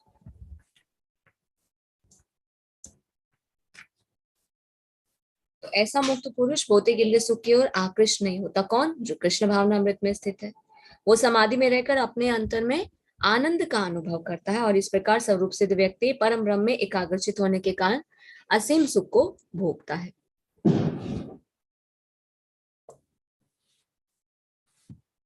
तो कृष्ण भावनामृत के महान भक्त जो है यमुनाचार्य क्या बताते हैं? अपना एक्सपीरियंस बताते कि जब से मैं कृष्ण के दिव्य भक्ति में लगकर न क्या मिल रहा है, मुझे नित्य नवीन आनंद का मैं अनुभव कर रहा हूँ। और जब भी मैं काम सुख के बारे में सोचता हूँ तो मैं उस पर थूकता हूँ और मेरे होठ अरुचि से सिमट जाते हैं। क्यों? क्योंकि वो हायर टेस्ट कर पा रहे। ये कृष्ण भक्ति क्या है, ये दिव्य प्रेम क्या है, ये हायर टेस्ट है। और हम क्या कर रहे हैं? लोअर टेस्ट के पीछे भाग रहे हैं। इस भौतिक जगत में देखते हैं ना, हम क्या कहते हैं? काम सुख ही सर्वोपरि आनंद है और सारा संसार उसी के वशीभूत है। और कृष्ण भावनामृत में लीन जो व्यक्ति होता है वो काम सुख के बिना ही उत्साहपूर्वक अपना कार्य करता रहता है। हम इस्कॉन में देखते हैं ना, युवा जो भक्त हैं, देखिए कितना मुश्किल है ना अपने सेंसेस पे कंट्रोल करना, फिर भी वो ब्रह्मचार्य व्रत का पालन क्यों कर पाते हैं? क्योंकि उन्होंने कृष्ण भक्ति को अपनाया, पूर्ण रूप से कृष्ण के शरणागत है। वो हायर टेस्ट को ले पा रहे हैं, इसलिए उनके अंदर लोअर टेस्ट की कामना नहीं रहती है, इसलिए वो अपनी सेंसेस पे कंट्रोल कर पाते हैं और ब्रह्मचार्य का पालन कर पाते हैं। तो बुद्धिमान मनुष्य जो है दुख के कानों में भाग नहीं लेता, जो कि भौतिक इंद्रियों के संसर्ग से उत्पन्न होते हैं। तो हमें ये चीज जाननी होगी, हमारे जीवन में दुख क्यों आ रहे हैं? जितना ज्यादा हम अटैच्ड हैं किससे? इंद्रिय तृप्ति की इच्छाओं से, भौतिक सुख के प्रति, उतने ही हमारे जीवन में क्या आएंगे? दुख आएंगे। तो भागवतम में बताया जाता है मनुष्य होने में इंद्रिय सुख के लिए ज्यादा श्रम नहीं करना चाहिए। अपने हम कर्म करें और भगवान की कृपा से हमें जो मिलता है उसमें हम संतुष्ट रहें, पर बहुत ज्यादा परिश्रम नहीं करना चाहिए। अपना कुछ समय हमें भक्ति में भी लगाना चाहिए, अपने जीवन के उद्देश्य को भी पूर्ण करना चाहिए। ये जो मनुष्य जीवन मिलता है ये तप करने के लिए मिला है, अपने आप को पवित्र करने के लिए मिला है और दिव्य सुख को प्राप्त करने के लिए मिला है। देखिए इंद्रिय सुख तो पशु भी भोगते हैं, हम जानवर को देखते हैं ना, पशुओं में और मनुष्य में क्या डिफरेंस है? इंद्रिय तृप्ति की इच्छा तो उनमें भी होती है, वो भी भोग करते हैं, है ना, वो भी खाते हैं, वो भी सोते हैं, वो भी बच्चे उत्पन्न करते हैं, उनमें भी सुरक्षा की भावना होती है। तो ये सब चीजें तो मनुष्य में भी होती है। तो डिफरेंस क्या है मनुष्य और पशु में? मनुष्य को बुद्धि मिलती है, बुद्धि के द्वारा वो ये जान पाए कि मेरे जीवन का उद्देश्य क्या है, शास्त्र के माध्यम से, शास्त्र चक्षुषा, और वो अपने जीवन को तप में लगाए, दिव्य इंद्रिय सुख में लगाए। दिव्य इंद्रिय सुख क्या है? कृष्ण भक्ति। देखिए जब हम भक्ति करेंगे तो इसलिए हम क्या एनकरेज करते हैं भक्तों को, आप शास्त्रों को पढ़िए और जो भगवान कह रहे हैं उसे अपने जीवन में लागू कीजिए। कम से कम एक माला का जप करें, अगर आपको अच्छा लगे तो आप उसे और धीरे धीरे बढ़ाएं, नेचुरली अच्छा लगेगा। क्यों अच्छा लगेगा? ये महामंत्र है, ये मेडिटेशन है, ये दिव्य है, ये दिव्य ध्वनि है, ये कृष्ण का प्रेम है। ये कृष्ण प्रेम जैसे जैसे हमारे अंदर जाएगा हम संतुष्ट होंगे, और जब हमें किसी चीज से हमें सेटिस्फेक्शन मिलती है तो उसे हम और लेना चाहते हैं। तो इसके लिए हमें क्या करना होगा? प्रयास करना होगा, हमें श्रवण और कीर्तन करना होगा। हरे कृष्ण। नेक्स्ट, हरे कृष्णा राखी माता जी। हरे कृष्ण माता जी। शक्नोति इय एव यः सोढुं प्राक् शरीर विमोक्षणात् काम क्रोध उद्भवं वेगम सह युक्तः सह सुखी नरः। यदि इस शरीर को त्यागने के पूर्व कोई मनुष्य इंद्रियों के वेगों को सहन करने तथा इच्छा एवं क्रोध के वेग को रोकने में समर्थ होता है तो वह इस संसार में सुखी रह सकता है, तात्पर्य, यदि कोई आत्म साक्षात्कार के पथ पर अग्रसर होना चाहता है तो उसे भौतिक इंद्रियों के वेग को रोकने का प्रयत्न करना चाहिए। ये वेग हैं वाणी वेग, क्रोध वेग, मनोवेग, उदर वेग, उपस्थ वेग तथा जीवा वेग। जो व्यक्ति इन विभिन्न इंद्रियों के वेगों को तथा मन को वश में करने में समर्थ है वह गोस्वामी या स्वामी कहलाता है। ऐसे गोस्वामी नितांत संयमित जीवन बिताते हैं और इंद्रियों के वेगों का तिरस्कार करते हैं।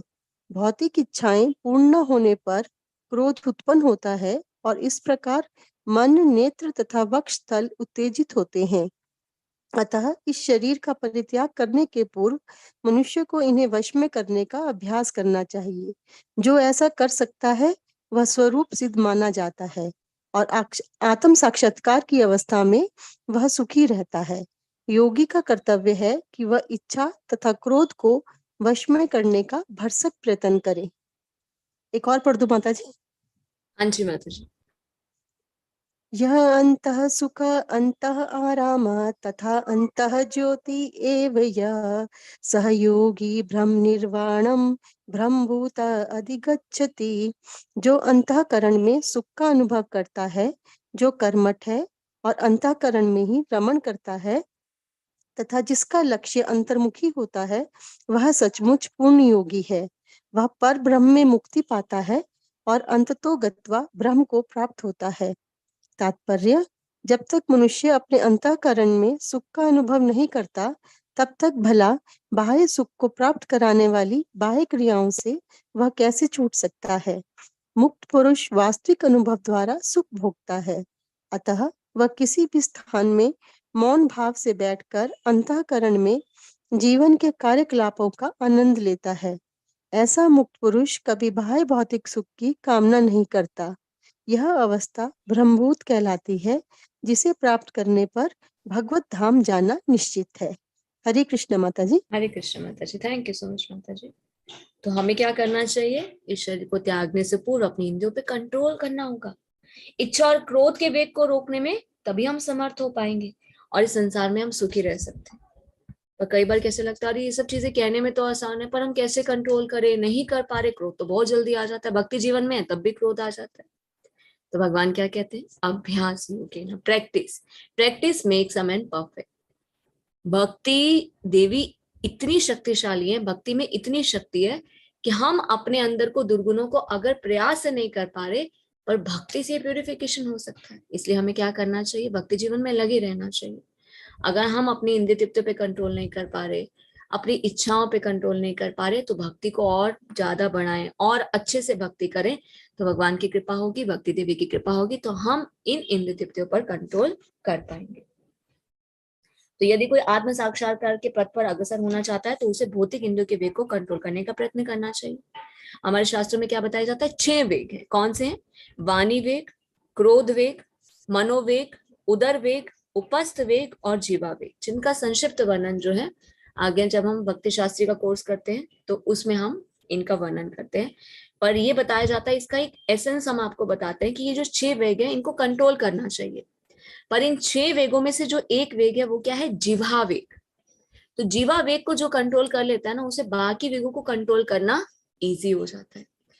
फिर प्रश्न आता है कि जीवा वेग को हम कंट्रोल कैसे करें? तो जीवा वेग को हमें कंट्रोल कैसे करना है? 2 उपाय हैं। पहला, आहार। आहार हमारा कैसा होना चाहिए? शुद्ध आहार, सात्विक आहार होना चाहिए और भगवान को भोग लगा के खाना चाहिए। क्योंकि कहते हैं ना, जैसा खाओगे अन्न वैसा होगा मन। तो आहार सबसे ज्यादा इंपॉर्टेंट है। भक्ति जीवन में जो प्यूरिफिकेशन चाहते हैं या अपने इंद्रियों पे जो कंट्रोल करना चाहते हैं, उन्हें सबसे पहले इस चीज पर ध्यान रखना होगा कि हम खाएं तो सिर्फ कृष्ण प्रसाद खाएं, बोलें तो सिर्फ कृष्ण के बारे में बोलें। तो ग्राम वार्ता नहीं करनी चाहिए, इधर उधर की बातें, लोगों के घर में क्या हो रहा है, उसका क्या स्थिति है घर की, उसका व्यवहार कैसा है, इन सब चीजों से हमें दूर रहना चाहिए। तो जब हम अपनी जीवा पे कंट्रोल कर लेते हैं, तो हमारे गोस्वामी क्या बताते हैं? रूप गोस्वामी बताते हैं कि जो जीवा पे कंट्रोल कर लेता है उसे अन्य इंद्रियों पर कंट्रोल करने के लिए अलग से प्रयास नहीं करना पड़ता, वो सेल्फ कंट्रोल्ड अपने आप हो जाती है। तो हमें क्या करना होगा? यही प्रयास करना चाहिए कि हम भगवान को ऑफर करके ही खाएं और बोलें तो सिर्फ कृष्ण के बारे में बोलें। तो जो अपनी इंद्रियों के वे को कंट्रोल कर लेता है, मन को कंट्रोल कर लेता है, वो क्या कहलाता है? गोस्वामी। तो गोस्वामी एक खाली बोलते हैं ना, एक उपाधि नहीं है। गोस्वामी का अर्थ ये होता है कि जिसने अपनी इंद्रियों को कंट्रोल कर लिया वही गोस्वामी कहलाता है। तो गोस्वामी का अर्थ है जो अपनी इंद्रियों को कंट्रोल कर लेता है। तो ऐसे गोस्वामी नितांत संयमित जीवन बिताते हैं, इंद्रियों के वेगों का तिरस्कार करते हैं। इच्छाएं पूरी न होने पर जब क्रोध उत्पन्न होता है तो क्या होता है? हमारे मन, नेत्र, वक्षस्थल जो है वो उत्तेजित हो जाते हैं। तो हमें क्या करना चाहिए? इनको कंट्रोल करने के लिए अभ्यास करना चाहिए। तो फिर से प्रश्न क्या आया? कैसे कंट्रोल करें? कहना तो आसान है, अभ्यास योग है, प्रैक्टिस करते रहना चाहिए। तो योगी का कर्तव्य है कि वो इच्छा क्रोध को वश में करने का भरसक प्रयास करे। अगर अपने प्रयास से नहीं कर पा रहा तो भक्ति को प्योरिटी के साथ करे। अगर एक माला भी कर रहे हैं उसे बहुत ही सिंसियरिटी के साथ करें। जितना हम भगवत गीता या भागवतम को पढ़ रहे हैं, सुन रहे हैं, बहुत ही सिंसियरिटी के साथ करें, क्योंकि इसी से ही शुद्धता होगी। ये दिव्य चीजें हैं। भगवत गीता भगवान के बारे में ना, भगवान की वाणी है। हरे कृष्ण महामंत्र का जप, ये भगवान से अलग नहीं है। नाम में भगवान में कोई डिफरेंस नहीं, ये दिव्य है। तो ये दिव्य जितना हम लेंगे अपने अंदर तो क्या होगा? उतना प्यूरिफिकेशन होगा हमारा। तो जो अंतकरण में सुख का अनुभव करता है, जो कर्मठ है, अंतकरण में ही रमन करता है, जिसका लक्ष्य अंतर्मुखी होता है, वो सचमुच पूर्ण योगी। तो जब हम इस प्रकार भक्ति जीवन में आगे बढ़ने का प्रयास करेंगे, अपने इंद्रियों को हम कंट्रोल करेंगे, तो हम सुख का अनुभव करेंगे। तो जब हम सुख का अनुभव करेंगे तो क्या होगा? भौतिक सुख की कामना नहीं होगी, क्योंकि हायर टेस्ट लेंगे तो लोअर टेस्ट की कामना ही नहीं रहेगी। तो ये अवस्था क्या कहलाती है? ये अवस्था ब्रह्मभूत कहलाती है। और जब ये अवस्था मिल जाती है कि हमें लोअर टेस्ट की कामना नहीं रहती, हमें सिर्फ इसी में ही आनंद मिलता है और हम सेटिस्फाइड रहते हैं, तभी हम भगवत धाम जाने के अधिकारी होते हैं। हरे कृष्ण। तो लास्ट हम करेंगे अनीता माता जी, आप पढ़िए। हरे कृष्णा दीदी, दंडवत प्रणाम। दंडवत प्रणाम। 24। हाँ जी माता जी। 25 जी। लभन्ते ब्रह्म निर्वाण मृषः क्षीण कल्मषा छिन्नत्वेधायतात्मानः सर्वभूत हिते रताः। जो लोग संशय से उत्पन्न होने वाले द्वैत से परे हैं, जिनके मन आत्म साक्षात्कार में रत है, जो समस्त जीवों के कल्याण कार्य करने में सदैव व्यस्त रहते हैं और जो समस्त पापों से रहित हैं, वे ब्रह्म निर्वाण मुक्ति को प्राप्त होते हैं। तात्पर्य, केवल वही व्यक्ति सभी जीवों के कल्याण कार्य में रत कहा जाएगा जो पूर्णतया कृष्ण भावना भावित है। जब व्यक्ति को यह वास्तविक ज्ञान हो जाता है कि कृष्ण ही सभी वस्तुओं के उद्गम हैं, तब वह जो भी कर्म करता है सबों के हित के लिए, हित को ध्यान में रखकर करता है। परम भोक्ता, परम नियता तथा परम सखा कृष्ण को भूल जाना मानवता के क्लेशों का कारण है। अतः समग्र मानवता के लिए कार्य करना सबसे बड़ा कल्याणकारी है। कोई भी मनुष्य ऐसे श्रेष्ठ कार्य में जब तक नहीं लग पाता तब तक वह स्वयं मुक्त न हो। कल्याण भावना भावित मनुष्य के हृदय में सदैव ही सर्वोच्चता का बिल्कुल संदेह नहीं रहता। वह इसलिए संदेह नहीं करता क्योंकि वह समस्त पापों से रहित होता है। ऐसा है यह दैवी प्रेम। जो व्यक्ति मानव समाज का भौतिक कल्याण करने में ही व्यस्त रहता है, वह वास्तव में किसी की भी सहायता नहीं कर सकता। शरीर तथा मन की क्षणिक सुखी संतोषजनक नहीं होती। क्षणिक सुखी संतोषजनक नहीं होती। जीवन संघर्ष में कठिनाइयों का वास्तविक कारण मनुष्य द्वारा परमेश्वर से अपने संबंध की विस्मृति में ढूंढा जा सकता है। जब मनुष्य कृष्ण के साथ अपने संबंध के प्रति पूर्णतः सचेष्ट रहता है तो वह वास्तव में मुक्तात्मा होता है, भले ही वह भौतिक शरीर के जाल में फंसा हो। काम क्रोध विमुक्तानां यतीनां यत चेतसा अभितो ब्रह्म निर्वाणम वर्तते वित्तात्मनाम। जो क्रोध और समस्त भौतिक इच्छाओं से रहित है, जो स्वरूप सिद्ध आत्म संयमी है और संशुद्धि के लिए निरंतर प्रयास करते हैं, उनकी मुक्ति निकट भविष्य में सुनिश्चित है। तात्पर्य, मोक्ष के लिए सतत प्रयत्नशील रहने वाले साधु पुरुष में से जो कृष्ण भावना भावित होता है वह सर्वश्रेष्ठ है। इस तथ्य की पुष्टि भागवत में 4, 22 और 29 इस प्रकार हुई है। अध्यात्म यत्पाद पंकज जलाशा विलास सभक्तया कर्माशय ग्रंथि ग्रंथ्यन्ति संतः यदन्वन्तरिक्तमत्यो यतयोऽपि रुदः श्रोतो गणास्तमरं भज वासुदेवम। भक्ति पूर्वक भगवान वासुदेव की पूजा करने का प्रयास तो करो। बड़े से बड़े साधु पुरुष भी इंद्रियों के वेग को उतनी कुशलता से रोक पाने में समर्थ नहीं हो पाते जितना कि वे जो सकाम कर्मों की तीव्र इच्छा को समूल नष्ट करके और भगवान के चरण कमलों की सेवा करके दिव्य आनंद में लीन रहते हैं। बद्ध जीव में कर्म के फलों को भोगने की इच्छा इतनी बलवती होती है कि ऋषियों मुनियों तक के लिए कठोर परिश्रम के बावजूद ऐसी इच्छाओं को वश में करना कठिन होता है। जो भगवत भक्त कृष्ण चेतना में निरंतर भक्ति करता है और आत्म साक्षात्कार में सिद्ध होता है वह शीघ्र ही मुक्ति प्राप्त करता है। आत्म साक्षात्कार का पूर्ण ज्ञान होने से वह निरंतर समाधिस्थ रहता है। ऐसा ही एक उदाहरण दिया जा रहा है। आगे पढ़ूं? हरे कृष्ण माता जी, आज इतना ही करते हैं, ठीक है? Thank you. कल इसे कंप्लीट करेंगे। मैंने आज पहली बार लिया है दीदी। हरे बोल, वेलकम माता जी। थैंक यू सो मच, बहुत अच्छा लगा। आप इतना अच्छे से फिर उसको एक्सप्लेन कर रहे हैं, तो thank you so much. Thank you कल सो को मच फॉर ज्वाइन करूंगी। ज्वाइनिंग। हमारा तो कुछ भी नहीं, हम तो सिर्फ शिल प्रभुपाद के तात्पर्य को पढ़कर बोलते हैं। ऑल ग्लोरीज टू शिल प्रभुपाद। जी माता जी, पर लेकिन बहुत अच्छा कर रहे हैं आप, इतनी अच्छी सेवा दे रहे हैं, क्योंकि अपने आप स्वतः ये पढ़ा नहीं जाता, इतना डेडिकेशन नहीं होता है, अभी इतनी बुद्धि नहीं हुई है, तो आपका साथ मिलेगा तो शायद इसको पढ़ने में समर्थ हो पाऊंगी। Thank you so much. अब ये रेगुलर होता है रोज क्लास आपका? नहीं माता जी, ये होता है वेडनेसडे और थर्सडे। कल भी ठीक है। रहेगा 7 बजे। Every Wednesday Thursday weekly class रहता है। ओके, बस यहीं से जहां एंड होगा वहीं से फिर आगे शुरू हाँ होगा जी, हाँ नेक्स्ट? जी माता जी। आप कैसे आए इस लिंक पर माता जी? हाँ, एक्चुअली मैं भी मेरे ब्रदर हैं ईस्ट ऑफ कैलाश में, ओके। जो स्कॉन मंदिर है वहां पे दीना नायक प्रभु जी वो मेरे ब्रदर हैं, तो मतलब उनके सानिध्य में ही मैं किसी माता जी से जुड़ी, तो उन्होंने मुझे, आपका पुष्पा माता जी हैं आप लोगों के ग्रुप में, उन्होंने मुझे दिया था लिंक, तो फिर मैंने आज फर्स्ट टाइम ज्वाइन किया। पहले मुझे समझ नहीं आ रहा था ये कहाँ से क्या हो रहा है, फिर मैंने चैट में पूछा था। थैंक यू सो मच, मैं कल भी ज्वाइन करती हूँ।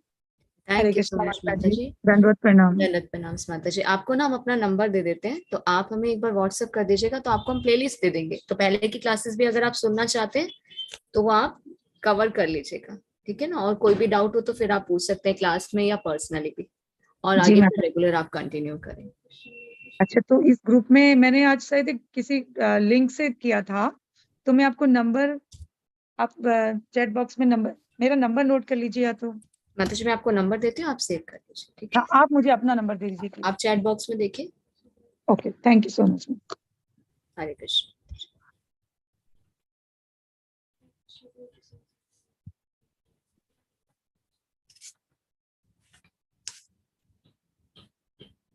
तो जो लोग संशय से उत्पन्न होने वाले द्वैत से परे हैं, जिनके मन आत्म साक्षात्कार में रत हैं, जो समस्त जीवों के कल्याण कार्य करने में सदैव व्यस्त रहते हैं, जो समस्त पापों से रहित हैं, वे मुक्ति को प्राप्त होते हैं।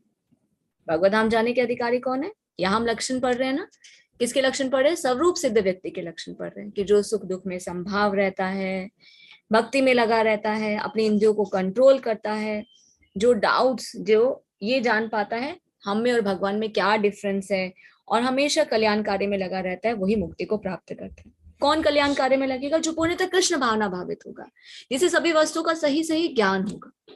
तो जब व्यक्ति को यह वास्तविक ज्ञान हो जाता है कि कृष्ण ही सभी वस्तुओं के उत्तम है, वो जो भी कर्म करता है सबके हित के लिए करता है, जो ये जानता है कि कृष्ण कौन है, इसी अध्याय में हम कल जानेंगे।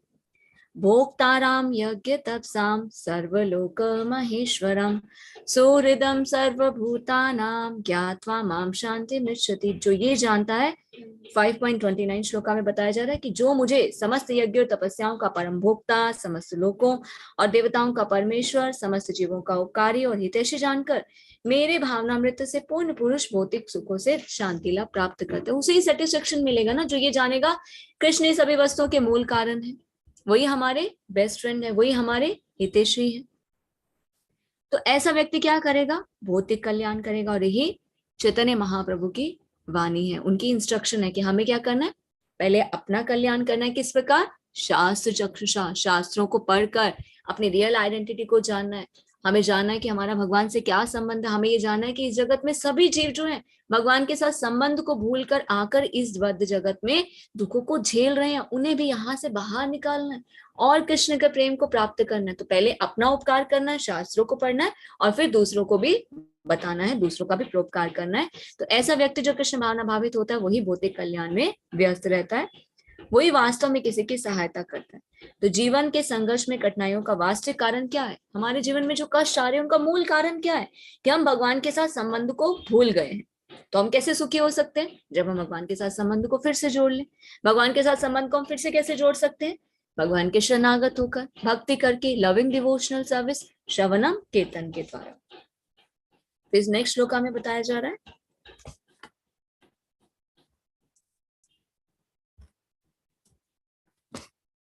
जो क्रोध तथा समस्त भौतिक इच्छाओं से रहित है, जो स्वरूप सिद्ध है, आत्म संयमी है, संसिद्धि के लिए निरंतर प्रयास करते हैं, उनकी मुक्ति निकट भविष्य में सुनिश्चित है। तो हमें क्या करना होगा? क्रोध पे कंट्रोल करना होगा, अपनी इंद्रियों पे कंट्रोल करना होगा। कैसे करेंगे? कुछ तो प्रयास करना होगा। नहीं कर पा रहे, अच्छे से भक्ति करें, तो इन सब चीजों पर हम कंट्रोल कर पाएंगे। कृष्ण के प्रति शरणागत हो, सुख दुख में हम संभाव रहे, आत्म संयमी बने। तो इसके लिए जब हम प्रयास करेंगे, इच्छा, प्रयास और अभ्यास, practice makes a man perfect, तो हम परफेक्ट हो जाएंगे, फिर हम भगवत धाम जाने के योग्य हो जाएंगे। तो मोक्ष के लिए सतत प्रयत्नशील रहने वाले साधु पुरुषों में जो कृष्ण भावना भावित होता है वो सबसे सर्वश्रेष्ठ है। हम देखते हैं इस भौतिक जगत में कोई योगी है, कोई ज्ञान योगी है, कोई भक्ति योगी है, पर कौन सर्वश्रेष्ठ है? जो भक्ति योगी है, जो पूर्ण रूप से कृष्ण के प्रति शरणागत है। तो इसकी पुष्टि भागवतम में भी हुई है कि भक्ति पूर्वक भगवान वासुदेव की पूजा करने का प्रयास तो करो, कोशिश तो करो, करके तो देखो। बड़े से बड़े साधु पुरुष में इंद्रियों के वेग को उतनी कुशलता से रोक पाने में समर्थ नहीं हो पाए। हमारे शास्त्र में क्या एग्जाम्पल बताया जाता है? विश्वामित्र मुनि का और हरिदास ठाकुर का। विश्वामित्र जो थे वो क्या कर रहे थे? तपस्या कर रहे थे, पर मेनका ने आकर क्या किया? उनकी तपस्या को भंग कर दिया, वो अपनी इंद्रियों पे कंट्रोल नहीं कर पाए। वही दूसरी तरफ हम क्या देखते हैं? हरिदास ठाकुर, वो कौन है? भक्ति योगी, वो पूर्ण रूप से कृष्ण के प्रति शरणागत है। स्वयं माया देवी आती पर वो भी उन्हें डिस्टर्ब नहीं कर पाती, वो भी अपनी उनकी इंद्रियों को अनकंट्रोल नहीं कर पाती। किस प्रकार हरिदास ठाकुर कंट्रोल कर पाते? क्योंकि वो कृष्ण के प्रति समर्पित है, उनकी नाम के प्रति रुचि है। तो इसलिए हमारे शास्त्र क्या बताते हैं कि भक्ति करने से हम अपने इंद्रियों पे कंट्रोल कर सकते हैं। ये शास्त्र प्रमाण है कि किस प्रकार बड़े बड़े ऋषि मुनि जो थे कठोर परिश्रम के बावजूद भी अपनी इच्छाओं को कंट्रोल में नहीं कर पाए, पर भक्ति के द्वारा हरिदास ठाकुर एक एग्जाम्पल है कि किस प्रकार हरिदास ठाकुर ने भक्ति के द्वारा अपनी इंद्रियों को कंट्रोल किया, माया को भी पराजित कर दिया। माया कौन है? माया भगवान की शक्ति है, देखिए उन्हें भी पराजित कर दिया। तो आत्म साक्षात्कार का पूर्ण ज्ञान होने से वह निरंतर समाधिरस्त रहता है। ऐसा एक उदाहरण यहाँ पर दिया जा रहा है, जैसे मछली है, कछुआ है, पक्षी, वो क्या करता है? दृष्टि, चिंतन और स्पर्श से अपने संतानों को पालता है। अब हम ये कह सकते हैं, अरे भगवान का हम चिंतन करेंगे तो भगवान हमारी कैसे देखभाल करेंगे?